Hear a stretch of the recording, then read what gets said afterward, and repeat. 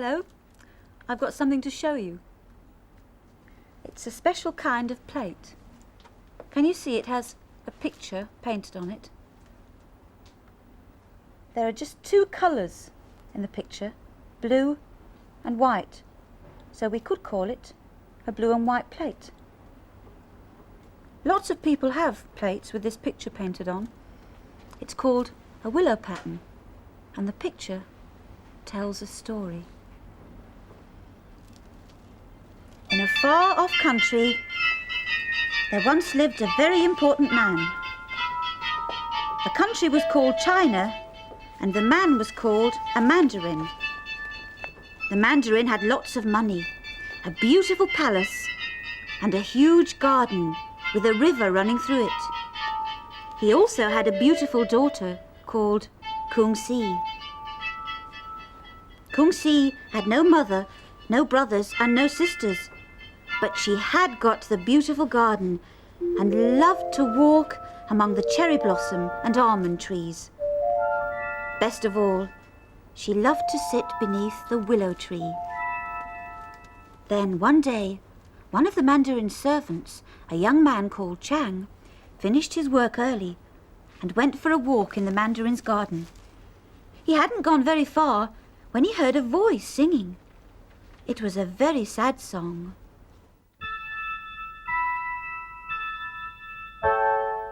Oh, willow tree, you can never talk to me. The wind can whistle through the leaves or murmur gently as a breeze. But when in loneliness I cry, your only comfort is a sigh. Chang saw that it was Kung Si who was singing and thought that she was the most beautiful girl he had ever seen.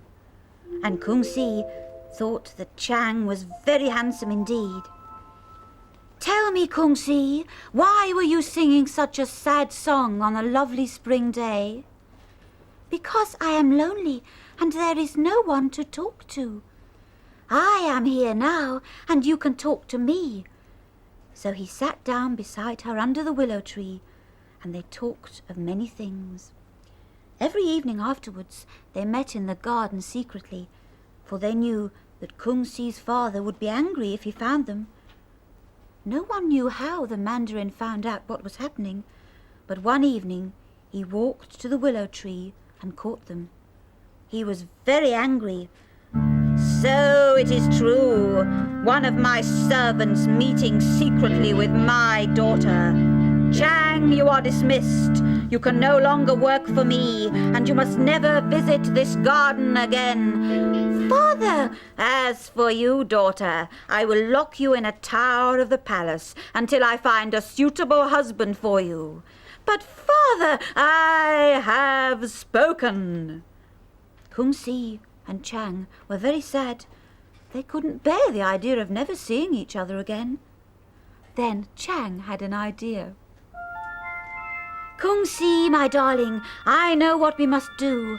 Tonight, when all in the palace are asleep, I will come for you, and we will sail away in my little boat. We will go a long way from here to a place where we will be safe, and the mandarin can never find you." And that is just what happened. When the mandarin and all his servants were fast asleep, Kung Si crept from the palace and called gently, "Chang, I am here." And she listened. "Chang, where are you?" And she looked around. Then she heard a whisper, and there was Chang. "I am here, Kung Si. Are you ready to leave?" "Yes, Chang, quite ready. But quickly, let us hurry. I am afraid that my father will wake and catch us." "Come then. It is just a little way to my boat on the river." Chang and Kung Si hadn't gone very far before they heard a shout. "Stop!" It was the mandarin. "Stop, I say! Stop at once!" But the two lovers had reached the bridge, and on the other side was Chang's little boat that would take them both to safety. The mandarin followed after them carrying a whip. He too soon reached the bridge, but he was too late, for by the time he had crossed, Chang and Kung Si were safely in their boat and were sailing away. "Oh, Chang! Oh, I thought he was going to catch us. Now at last we are quite safe." The mandarin was very angry. "Don't think you can escape. I will soon catch you." But the little boat sailed on, and as it rocked gently on the water, Chang sang a little song about Kung Si. Silky hair piled so high, eyes as dark as a midnight sky, face of cream and smooth as silk, dainty hands as white as milk.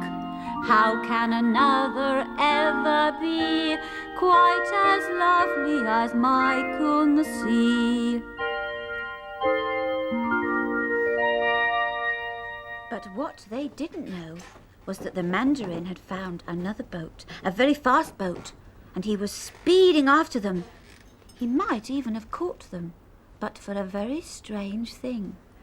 From behind a cloud appeared a fairy, the Chinese fairy of happiness, and she changed Chang and Kung Si into two Chinese lovebirds fluttering above the water. And the fairy said, "Now you are safe. Now you are free. Fly away, little birds, and find happiness together." The two little birds were quite safe now, so they flew back to the garden where they lived very happily. Can you guess where their favourite place was? Yes, by the willow tree. The willow tree where Chang had first met the lovely Kung Si. And that is the story of the willow pattern. And here's the plate that I showed you at the beginning of the story. If you look very carefully, you will see the Chinese palace and the garden, and the willow tree, the river, and the bridge. And if you look at the bridge, you will see Chang and Kung Si running across it, and the mandarin behind them with his whip. And you can see the boat. And if you look right at the top of the picture, you will see two Chinese lovebirds. This willow pattern picture is also painted on cups and saucers, teapots, jugs, and lots of other things. I wonder if you or your friends have any willow pattern things at home. You might have. If not, have a look in the window of a shop that sells crockery. That's the name we give to cups and saucers and plates and things. And you might see the willow pattern there. I'll see you soon. Goodbye.